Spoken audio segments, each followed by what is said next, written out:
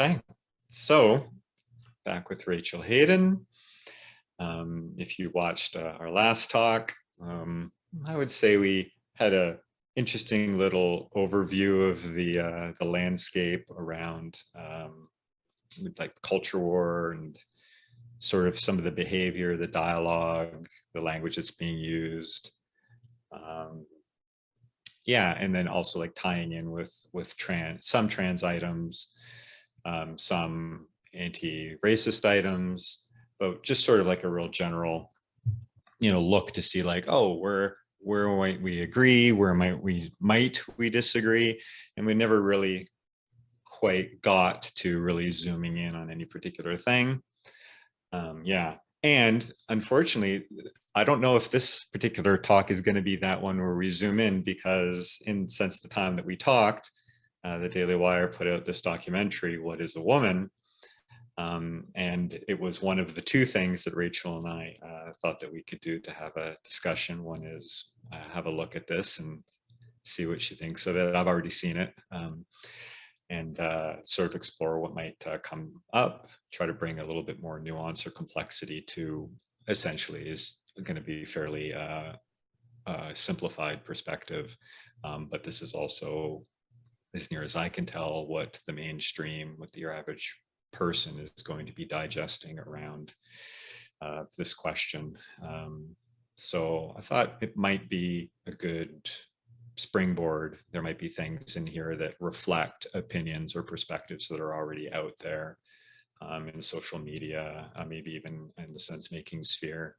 And we can maybe dive into a deeper discussion about those when they come up, as setting context for the viewer.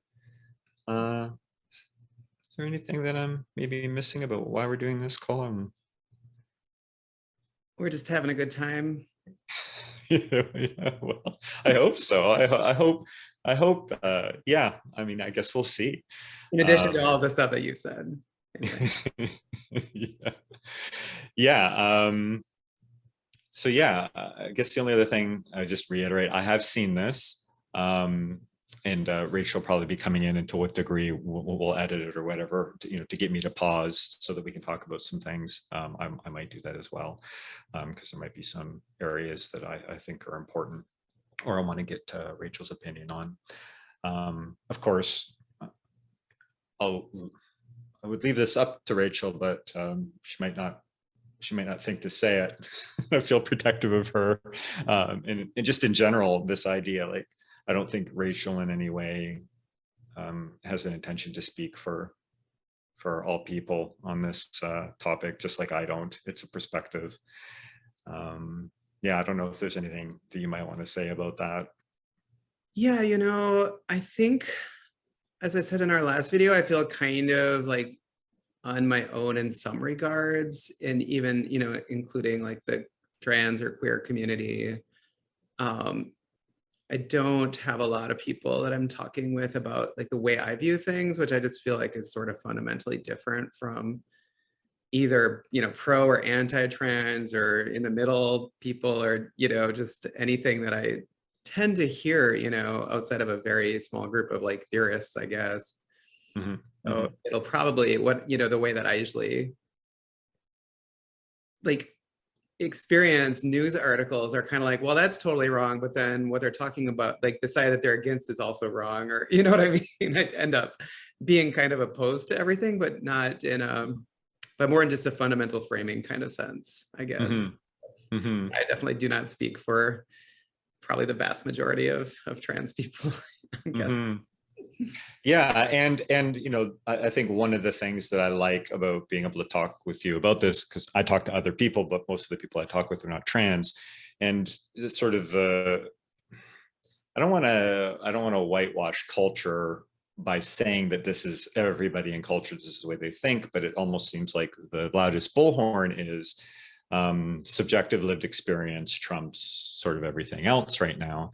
And I want to honor the part of that that's real and true, because I imagine it does trump it for that individual. It doesn't necessarily mean that one individual's lived experience is, objective truth, and everybody else should come into coherence with that particular perspective. So the one thing that I like about it is like you have some lived experience being a trans woman that I most certainly do not have. And there are going to be other trans women and trans men and just other people who have different lived experiences and are going to have different perspectives on this. So I like the idea that, I guess, in the, what do you want to call it, the cultural milieu of it all, is that there is somebody who has this, a part of this experience speaking about it. It's not like it's, you know, a couple old white guys talking about women's issues. Like that doesn't make a whole lot of sense, right? And this is still just, you know, your perspective is still just a perspective, just like mine is. But I would hope and want it to hold more weight for the people who are constantly sort of trumpeting around that culture war thing of, you know, lived experience is the most important thing. It's like, okay, well, here's also somebody else's, and they don't necessarily agree with you on this, that, and the other thing. So how do you reconcile that? You know, just this, wanting this nuance and this complexity to be brought into it, rather than this idea that you are the sum of your identity group. Exactly. Totally. Yeah. Well said. Awesome. Okay. Yeah. And I don't know, I just feel like there's like maybe some underlying anxiety around that for me, about like wanting to get really clear about why I want to have these conversations. And while I would like us to be in a place where two people who don't necessarily have a particular lived experience can at least have a conversation and not be accused as being phobic or something because they have a perspective that they, you know, is what's relevant to them based on their salience landscape. But then also to include other people's perspectives as well, who do have these lived experiences, to help add to the richness of the different perspectives that are there and the complexity of them. Completely. Yeah, I agree. Okay. A lot to add to that other than, yeah, I appreciate it. And I actually really enjoy talking with cis people, non-queer people about these things and just getting into like real conversations, because I find that there's often, you know, a lot of preconceptions or just like, you know, ideas that people have about how I'm gonna come off like, oh, you know, you have to support everything that this media source says that you need to support or something, and that's absolutely not the case for me. And it's really a really nice chance for me to get that out there too, just to keep on complexifying from that end of things, from this, you know, marginalized group that's supposed to be towing a party line of some sort. You know, some of it's not even our party line, but seems to be coming from other media sources or other people who are interested in trans issues for whatever political reason. Yeah. Oh, yeah. Sorry. Allergies. Culture wars were getting you down already. I was like, no. Well, maybe, but it's true grasses. The true grass pollen is in the air, so I might look a little like at times, and it's probably not what we're talking about. Succumbing to the evil that is allergies. Definitely. Okay, so yeah, let's get this thing started. Let me know whenever you want to pause, or I'll pause.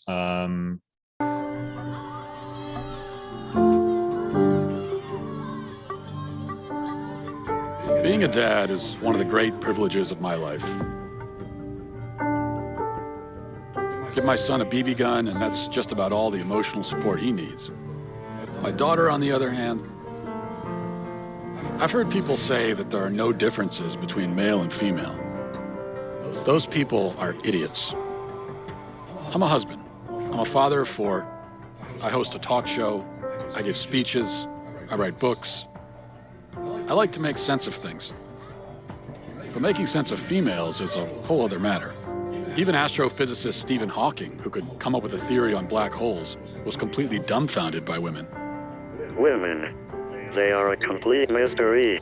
And now our culture is telling us that the differences between girls and boys don't matter. That if you identify as something, then you are that thing. How do we help our kids make sense of this when they're bombarded with conflicting messages about gender and identity? That's an interesting Forget point trying to already. figure out women. The real question is, Yeah. You know, this idea, so this actually is something that, you know, as I don't know how to explain it, as annoying as what he's saying can be to me at times, there is really like a weird contradiction in some dogma around gender, that is, gender doesn't matter at all, and you can't say that it matters for anything, and also it's this really big deal and you have to respect people's gender identities. Right. Yeah. Right? Yeah. Like, that's something that we really need to take into consideration. Yeah, I've been saying this a lot over the last maybe 3, 4 weeks of just recognizing conflicting messaging, and you know, the people that I talk to about this stuff, I tend to just say like, here's another example of wanting it both ways. I want it this way, but then over here I want it this way, and it's like, what do we do with that? Like, how do you actually do that? And like, and to me, it's that comes down to the subjective part, right? When it's subjectively impacting me, I want it in the way in which it feels more comfortable. And when it's convenient for me, I'm happy to turn around and use this particular, like, it's almost like where it's convenient or comfortable, I'm going to take this perspective, or I'm going to take this perspective. And Totally. It can, and then externally it looks like kind of Orwellian, because it's like, today I have to believe that gender doesn't exist, and tomorrow it's like the biggest thing ever or whatever, you know, like, and people can't keep up. And that's part of why people are on eggshells. You know, I think it reminds me of like John McWhorter talking about similar issues in race relations, you know, and he's put out a number of like contradictions in a lot of like anti-racism work, as you've probably seen a little bit of. And I was inspired by that to kind of think through like, what are, you know, people like me saying, or people who are supporting people like me saying out there. So yeah. No, definitely a lot of John McWhorter and Glenn Lowry. Watch those guys a lot. Yeah, totally. Yeah, shall we Get back into angry dad here. snarky dad. I want to call him snarky. Okay, maybe he's just a little grumpy about what's going on here. Yeah. Which basically means I've been trained up to think about like systems, family systems, how we were raised up, how that shapes who we are today. so on your website, if you'll bear with me, Sure. quoting, you say, I use a combination of approaches in my therapeutic work, including anti-oppression, feminist, and narrative frameworks. I rely deeply on systems theory and understanding that individuals are products of and in dialogue with our surroundings, including our families, broader culture, workplaces, nature, and political climates. What does that mean?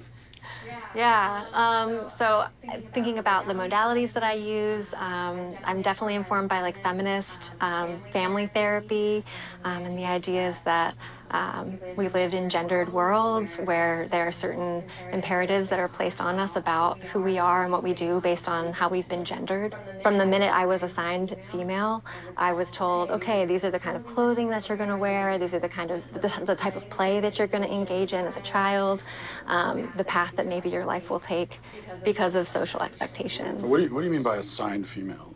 Who assigns female? Yeah, so most times people, when they're born, they're assigned a gender By the doctor. doctors. Yeah. So let's stop on that What for a do second. they base that?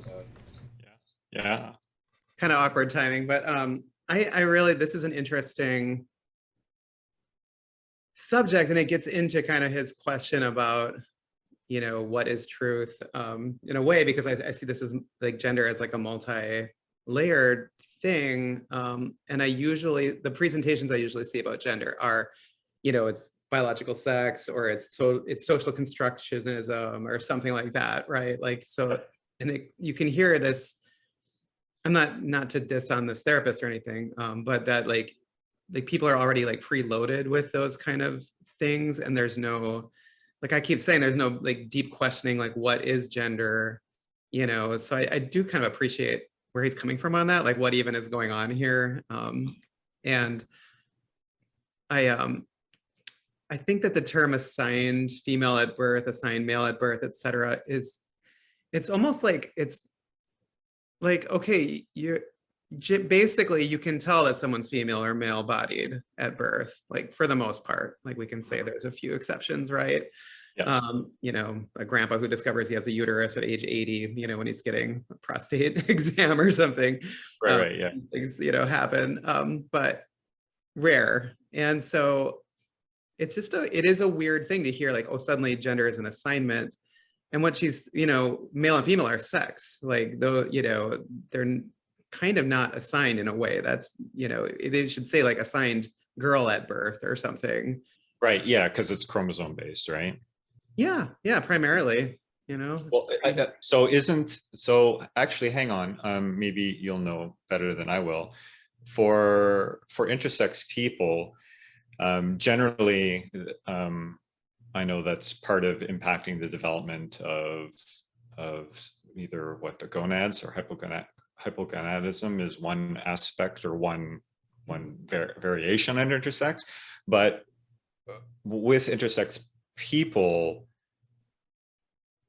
do chromosomes factor into the diagnosis at all, or is it just sort of the chromosomes say male sex, but the genitalia is either like internally is underdeveloped, or like the reproductive, in the case of assigned female and the reproductive system is underdeveloped? I should have done my homework better before this, because I've heard these presentations a number of times, like Robert Sapolsky, you know, is the most famous one, probably, the biologist.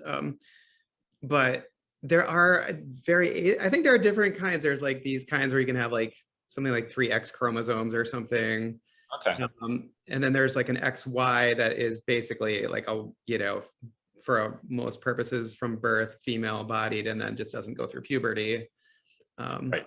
You know, that kind of thing can happen too. So there's kind of a wide variety of oddities or unusual things that go on. And yeah, I didn't do my homework well enough to answer. Yeah. I mean, I don't think I'm asking the question to sort of for us to like solve that question around sex, but for me, when I hear sex, I just think like it's chromosomes, and that indicates the male or female. But I know obviously intersex is a way in which, or at least has been a perspective and has been sort of included as somewhere in the middle to varying degrees. I think it's more of a spectrum in terms of how close they are to the assigned sex, if that's the term we want to use.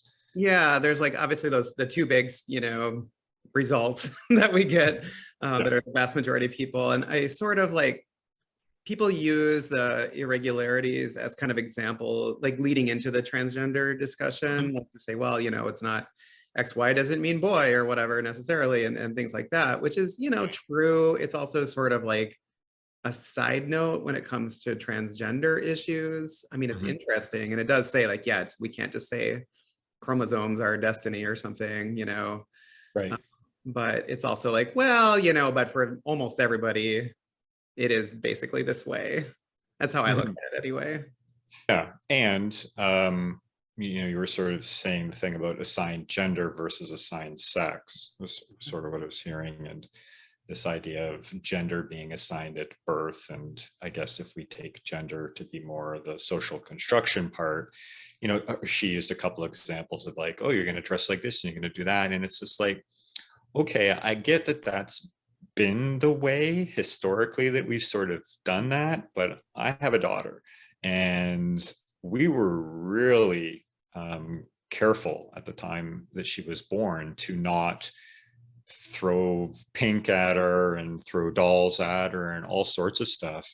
And yet there was a way in which I noticed after a few years when talking to her, I would start using more terms of endearment that would be more, I don't know what you want to say, appropriate or for a girl. But the other thing about, so to me, it's like, oh, that's like the most egregious I think I might have been as a parent in terms of assigning gender to my daughter. But interestingly enough, she just happens to be a lot like a girl. And when she was in like her classes in preschool and everything else like that. Now, obviously she was in there for many hours, so who knows what they're doing in there and influencing those choices. But, you know, she ended up with lots of girl friends. She just has some boy friends, but it's just interesting because I think there's so much less of that now, like the should of, you know, of Yeah. girls got to be wearing dresses. I mean, some parents are still, we call them traditional like that or whatever, where they're definitely doing that. And yet I don't think they're doing it like we used to do it, say in the 60s or something, you know? So Totally. Yeah, and it is funny, the word assigned female or whatever, it does sound a little like you've been, you know, some Kafka-esque scenario has descended on your family. But yeah, like I don't think that's like the problem I have with social constructivism, you know, and just saying like, well, everything that's not sex is just socially constructed then. Like it doesn't make sense to me. Because we know neurologically there are differences. I mean, this is one of my drum beats, is that like the people who do the science are, you know, like Sapolsky, my favorite example, is like, yeah, this is pretty consistent evidence. Like you'd have to be pretty damn stubborn to be denying it at this point, that our brains are just this way too. Like it's not just the body. And, you know, the funky thing with trans people is where the brain and the body go separate ways, you know, like that's the main difference. But yeah, there's like, beyond being assigned girl, there's also your brain will say girl to you, you know, and so you're getting. Well, there's also the hormones too, right? Yeah, totally. Yeah, I and mean, then as you get hormones coming in at like puberty, especially, and like, mm-hmm. you know. Mm-hmm. Well, I think the hormones. So, you know, I don't know about my homework. I'm not pretending to be an expert, but, you know, with my wife being on HRT and having and us having a daughter and a lot of focus on reproduction and things like that, my understanding is still, even though the hormones aren't, you know, through the roof sort of thing, there is continued development of the reproductive system even before they reach puberty. And therefore, if there's an underrepresentation of hormones, you know, breasts aren't going to grow as large if you're low on estrogen. Like there's almost a way, or it seems like, I don't know if this is true, but at least from what I've gotten from my wife, there's almost a way in which you can sort of observe, you know, people and their bodies in many ways, and you can sort of get a sense of whether they're estrogen dominant, progesterone dominant, just based on the development that was there, and the way your body develops, I guess it would be the thyroid, to a certain degree, the way that it's developing up through into the point of puberty, where the body starts to, I guess, make use more actively of those hormones. It occurs to me there has to be things that are happening also before puberty. It's just that's sort of a mass accelerator is the way I understand it. Yeah, that makes sense to me. And I also don't know the details because that's not focused on a lot in the kind of the basic training on this stuff. It's like, well, third trimester brain development is really where you see transgender people's, you know, identity formation or whatever, like as far as like the neurological substrate for identity. But then when the hormones hitting your system, and this is something that Adriana Fortinelli and I talk about a lot these days, it's like, how is that influencing your behavior? You know, even your maybe perspectival knowing of the world, what is, you know, showing up to you as far as like the important things to think about.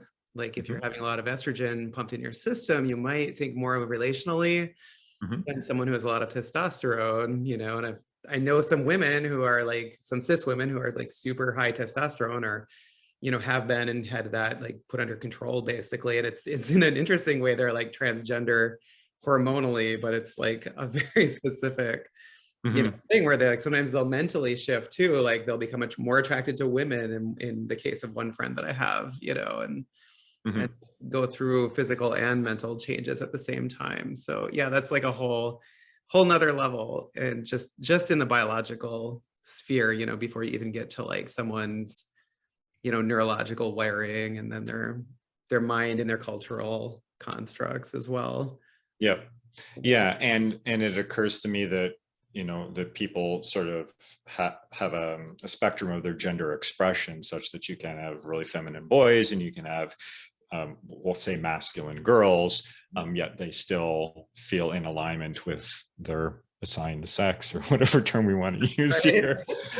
So they're like, no, I'm a girl, but I also happen to, you know, have more masculine traits. Yeah. And, oh, I'm a boy, you know, I'm pretty attached to my penis or whatever that thing is. And, you know, I'm I don't know. These are stereotypes, but I'm more sensitive. I'm more interested in people. I'm tracking people more than playing with things, that sort of thing. Yeah. So I think I've always, sort of been good with that idea. I never really wanted to pigeonhole like, a good girl is all this over here on this end of it. And it just completely ignores everybody else here who's like, no, I'm liking being a girl, but I just don't, some of the stuff's a little bit different, and whether that's hormonal or, maybe some, I don't know, precursor wouldn't be the right thing, but maybe just, and maybe that's why we're seeing self-identification at the very least, sort of increasing, because it's almost like in the culture, there's it's not new, but it's a new option because everybody's talking about it's more relevant and salient. So, rather than just being okay with being a more masculine girl, it's like, oh, maybe I'm a boy. Yeah. And then we get back into what we were talking about before, where here's this word trans, and then here's everything that funnels into it. Everything from gender dysphoria to I'm feeling kind of guy-like today. Yeah, and that's like a really external view of gender then, instead of, as opposed to like the romantic internal projection view we've been talking about a little bit. Like that's like, oh, well, if I'm this way, then society says I must be, or some people in society now say I'm a boy, I'm a girl based on my other personality traits and behavior. Mm-hmm. Whereas like, if you listen to like Don Vervaeke and Greg Enriquez, like, they'll talk about how even like the big five personality theory doesn't really account for personality. So how could something like gender like account for all of personality in itself, right? Like it's like, yeah, and that's a really hard thing to tease apart though, for sure. Like, was I just a feminine dude or was I trans? Like that was a big question that I had, like, and it took a long time to sort of get an inner sense, and I definitely gravitate toward like the relational aspects of life as like kind of the major function of the gender lens. Like how do you relate to society? What's your kind of overall role / work when society does its division of labor? Like that's part of it, but maybe more deeply than that, we can look at salience landscaping like Enriquez does, where he's like, women just have a, just predisposition more toward like relational first. Like that's the thing we need to look at, and taking care of people, and men look at agentic and taking care of things on behalf of people, like not moralizing it, but like just, but like you said, even then, potentially you could have a guy who is just very relationally oriented, and vice versa. So then you're like, okay, well, how do you tell the difference? And that, to be honest, it's still a question for me with other people, like I answered it for myself based on the persistent inner desire to be a different gender, like the painful experience of that. Yeah.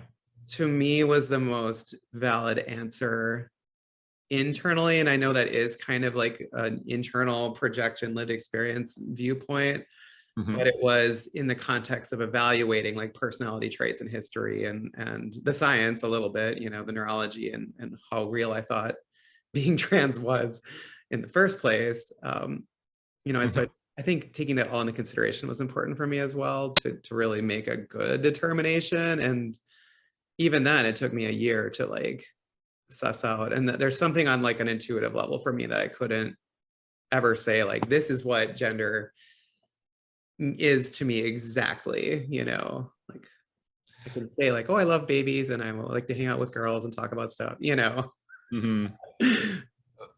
well, sort of the question that comes up for me around that is that questioning more innate to you, because I sort of get the sense that you're somebody who wants to, well, just to simplify it, wants to get to the truth, wants to be able to see things for what they are. I'll throw a little projection on it, avoid some self-deception, not gaslight yourself, not abandon yourself too. But I imagine there's also that part of like, did you feel that there was like this knowing within yourself that you maybe couldn't find a frame for, or you couldn't find a perspective out there for, but it was still saying something for you that you couldn't necessarily pin down with some external validation or something? Yeah, yeah, and especially with hindsight, and again, 2020 with hindsight, but like I felt this sense of like ongoing weirdness that it just was like like shoes fitting wrong or like a delay on Zoom or something that was like just persistent and grating. I used a lot of like collision metaphors, like sheet metal. Once it became a painful, vivid experience, dysphoria, they call it, like a sheet metal grating or underwater thud, kind of like ships bumping, and just like that kind of various forms of like collision, which then I kind of mapped to John Vervaeke's like participatory knowing was off for me. There was like a misfit somehow deep down, and I didn't even have a lens and an awareness, but it was so deep that I didn't have a intellectual framework at all as a young person to understand it, but I just always knew something was off, and now I can like go back and be like, oh well, this time when I wanted to be the girls on Buffy the Vampire Slayer, and this time when I wanted to be, this female punk singer, but that's all kind of, I don't know. Those are just like episodic things that, yeah. Get this sense that there was like material which contains experiences, external frameworks, and there was just like this thing, and it's sort of like sifting through it, and sort of like I don't know, the needle in the haystack, but it's sort of like sifting through it and like, oh, maybe and it starts to make, I wonder, it starts to make it a bit more relevant, the idea of it, as you're sort of sifting through this. And I almost had this, as you were talking about, I sort of imagine like a door opens, and maybe that's then where it got painful. Is sort of my story, is like there was like, I don't know, I'm confused, or I don't get it, or something's off, but I don't know what to do. But then as you sort of leaned more into that exploration and started sort of sifting through all this material, it just, one, obviously came more relevant to you, but it was also a way in which maybe your brain or your body could try things on in a way that it couldn't before, or maybe it's so easily dismissed. And then I imagine that's where the pain came in. Does that fit? That definitely fits. That's really well put, actually. Way to authentically relate. I like, had then from that point a lot of confusion and pain until I started to think more deeply about like, well, what is gender in the first place? And that helped me, just to kind of go on to the next step really quickly after that. Like there was like this confusion about like, well, who am I? What should I be? What should I do with this experience that I'm having? And then it became like, oh, well, what even are we talking about here? Like, which is what got me to that whole truth searching thing. Like, and I realized that nobody seemed to know what gender was in the first place. And then that kind of set me free from the pain to an extent, and from some of the confusion and some of the imposter syndrome. Right. That went with that. And so I no longer had to have every single experience of playing with dolls and, from childhood up, just knowing who I truly was or anything. I was like, oh, well, if we're this confused about gender and it's a really complex thing, then it's not like I have to like solidly identify as a trans woman in the sense that people seem to project or seem to like grab around sometimes, if that makes sense. Right, I can really jump ahead into that a little bit, but we can go back to. Well, I'm just hearing that there was a thing that as you were sort of taking it on, you were able to release the should of what trans would look like for you.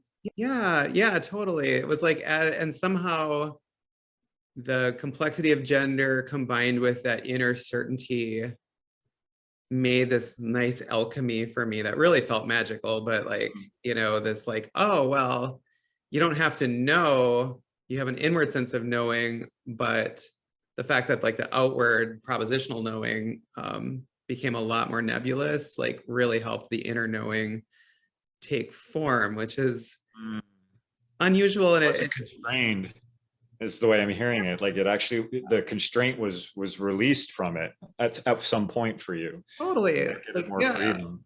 Like now if, someone's like, well, you're not a woman, you were born a boy, I can be like, well, yeah, I mean, there's a side of that that's true, like, and I don't have, you know what I mean? Like, I don't love it, but yeah. And a lot of that can grate on me, but it also like, I don't have the defensiveness around that. Like I'm not constraining myself. And so then I don't have to like fight to keep that all together on a propositional level, I guess. Something that occurs to me about what you're saying, and correct me if I'm wrong, but it seems like this is probably why it's really, what I was going to say is it's probably important that, that we get a good grip on reality around certain aspects that we're talking about. And I say that, I don't know if that's quite what I wanted to say, but why I'm saying it is the idea that what I'm hearing for you is sort of like your journey or your exploration. There was all this external that was out there of like, it looks this way. There was a whole bunch of stuff that was missing. And then you had your own process, which is, sounds great and fantastic. And when I look out into, the activist side, and I look at much more narrow ideas, like, which they try to, I see them as sort of taking like the group identity and forcing the group identity, which leaves out all the individual, like the nuance is gone. And it tries to just sort of drive like, this is the way in some way. Yep. And I can also see how that's also, I don't know if damaging is the right word, but it's going to start tripping you up. Because I imagine if I imagine myself, in a position where I was questioning something about my identity, and I wanted to try on to see if it fit, I would look to probably people who are out there saying, hey, I'm this identity, because who else am I going to talk to? But then they're providing, I guess an ideology, their perspective on it. And something could so be missed. It could be really turned off by it. I could completely abandon it because it's not actually looking at me as an individual. It's just this projection of the identity group onto me. And I'm like, well, that doesn't really fit. So it's not that. And maybe it always was some variation of that. I don't know. There's just something about that. Like, I can imagine that's part of why you want a perspective out there from you, is like, it's not just this, it can also be this and a whole bunch of this that we haven't even heard anybody from yet.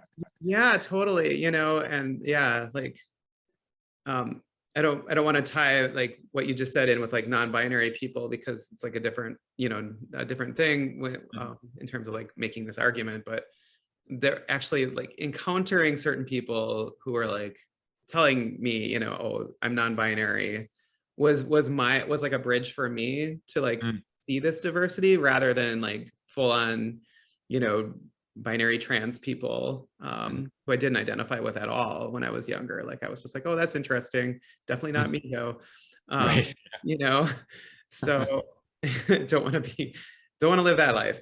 And so it was just like this sense of like, yeah, like you can be who you are, in some way, and like somehow reflecting on them. They say you can't be what you can't see. But I wasn't them. I was like more binary, more tilted toward the binary, at least, toward trans feminine, as we say. But like I needed that like sense of individuation or something to really get me going in the process. And then after a while, I was like, oh no, I really want to transition all the way though. But in my own way of thinking about it, which then, had gotten more sophisticated.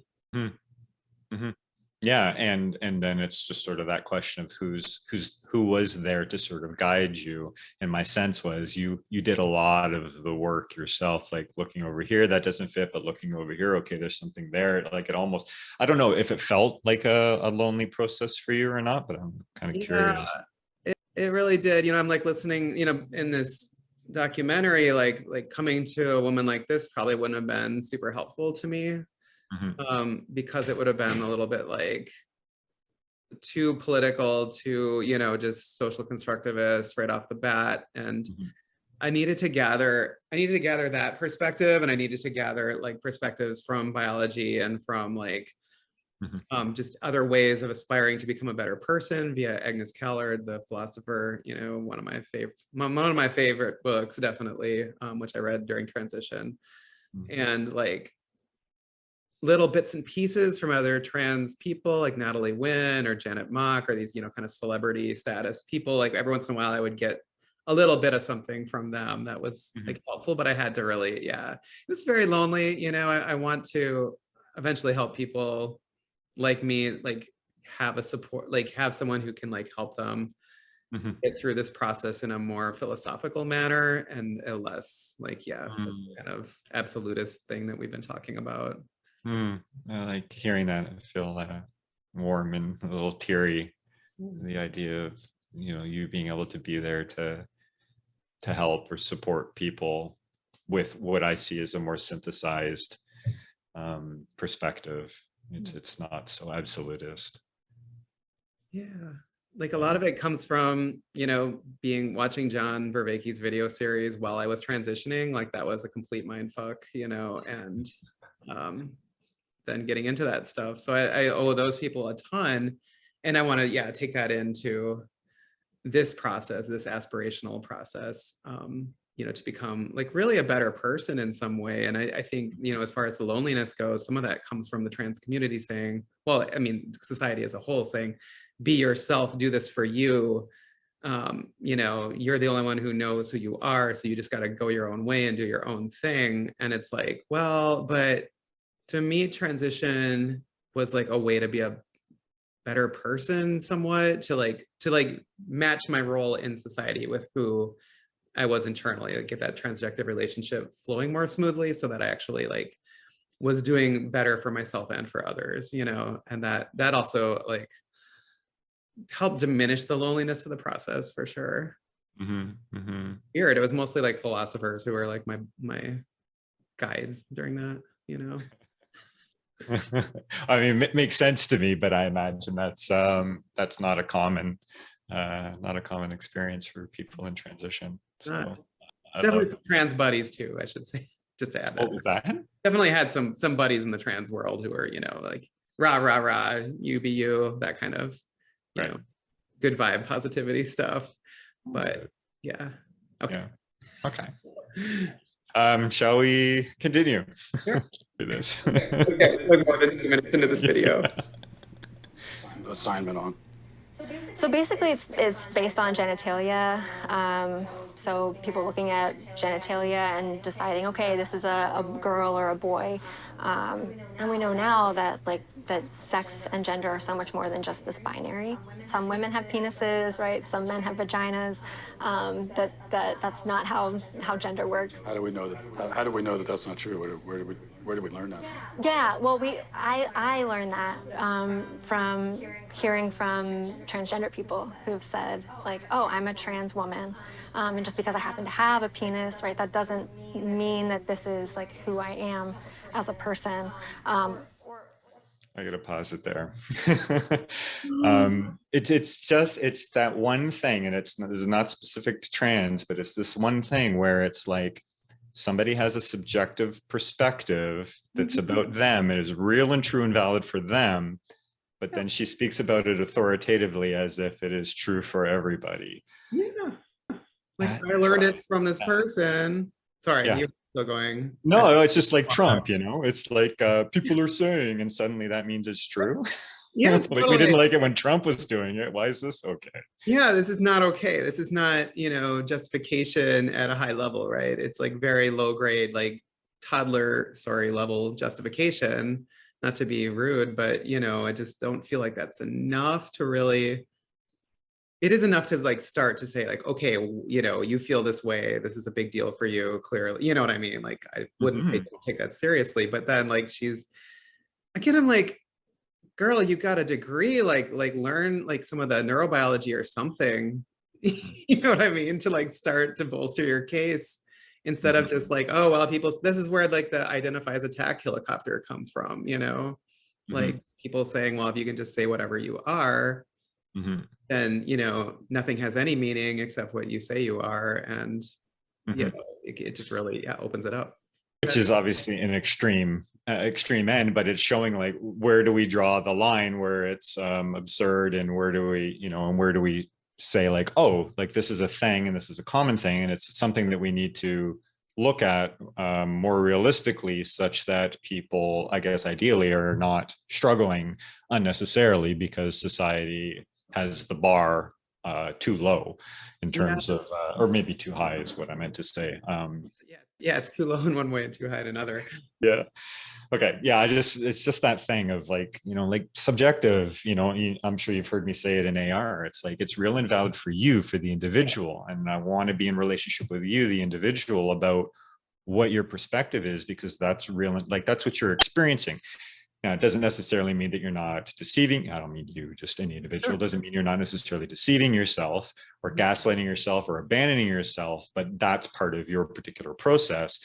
And then when that thing gets projected, hey, I've had this experience and therefore XYZ, it's like, whoa, you might be the only person. I mean, highly unlikely, but you might be the only person and you want everything to change. Yeah. One of 7 billion has this particular. Yeah. Anyway. Yeah, totally. I'm glad you stopped there. I was kind of starting to itch a little bit. Good to go back in? All right. Or that genitalia doesn't equal gender. Who they are, their gender expression. That, yeah, a trans woman is a woman. With the fluidity of these things, how do I know if I'm a woman? That's a great question. I like scented candles. Yeah. I've watched Sex and the City. Yeah. Yeah. So how do I know? Yeah, Matt, that question right there, like that question is like when it's asked with a lot of curiosity, right? That's the beginning of a lot of people's like gender identity development journeys. If my mom who gave birth to me is a woman, and my wife is a woman, though I haven't asked her, maybe I should. But if they're all women, and also the boy who sits down with you and says, I think I'm a girl, actually is one, then what is a woman? Yeah. Great question. I'm not a woman, so I can't really answer that. My bad. Yeah, it's just that thing. Like, if I don't have, again, it's that perspective, but I don't have that lived experience, I can't talk about it. Like, it's this way in which it's just like it's cut off and only, and I want to privilege. We should be listening to the people who have the lived experience, and it should have some weight, probably more weight. In fact, I would almost assert it should have more weight. And that doesn't necessarily mean that the perspective, like, yes, there's an existential ignorance to a certain degree, but you can have somebody who's not that coming in with all the biology, all the science end of it, and just somebody with their subjective thing. And they don't have any of that. And you should be able to have a conversation even from that perspective. Like, yeah, I can't turn around and tell you what it feels like to be a woman. I can't pretend to do that, because I can imagine, much like, that existential ignorance of what it's like to be a vampire, John's, right. Which we also use in circling too, but extending regard, like somebody says they're a vampire. It's like, well, that's real and valid for them. What do they mean by that? Not suddenly that means everybody who says they're a vampire has the same experience. It's just right. Exactly. Yeah. And it's like, John called folk epistemology of gender, just like how you know someone's gender is like, well, if you're not that, you just don't know what that is at all. And it's really interesting. And again, it dodges ontology. I just keep saying this, and it's tied to what you said, because like, we just think it's this one-sided thing, or people kind of assume it is, but we're not getting to the core of what it actually is. We're just kind of saying, well, you just know if you feel this way, but no, what do you know? What is that thing that you know that you are? Yeah, which this tries to attempt to figure out. Yeah, I do. I appreciate this level of it. Like, okay. We're talking about gender in society. Let me start with a real basic question. What is a woman?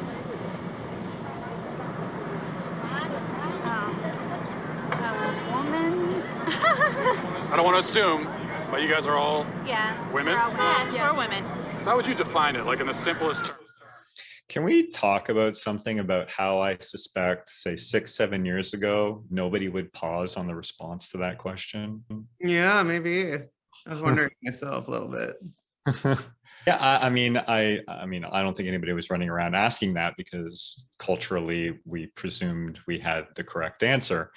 Um, but I just continue to notice, and obviously, it's a doc and he's got a perspective and some of this is cherry picked, but I imagine a lot of people, you turn around and ask questions around, sort of trans issues or gay issues or something like anything that's, considered marginalized or, group. And I think a lot of people other than who aren't that thing, although even then we just had that one woman who said, yeah, good question. I don't know. I'm not a woman. Yeah, I guess, yeah. Non-binary person of some type, but yeah, like even the therapist doesn't have an answer at the ready, right? Like, yeah. interesting. Yeah. Really. Yeah. I've been noticing, I'm like a kind of a, obsessed with this. So I like talk to like baristas and people, like ask them if they're talking about philosophy to me, because I have a philosophy book that I started talking about philosophy of gender. And then they're, in one case, it was like, well, I've taken a lot of classes on gender. And so I know a lot about that. And I was like, oh, so what is gender? And it was like, well, I just can't really answer that in like less than 5 minutes. Like there was this like sort of evasiveness about it all of a sudden. And it was just like, oh, this is so interesting. Like you've studied gender specifically for many semesters, according to you. Yeah. And now there's no elevator pitch. Yeah, there's no elevator pitch, which is super interesting. Yeah. I love that you're out there asking these questions. I'm so annoying. This is like the Socrates of gender sort of costume that I put on for these things, but I'm really obsessed. That's like, I'm not doing it for for a documentary. It's just like, I figure someone, people have the answer on some level, but it's just not happening. Mm-hmm. Okay.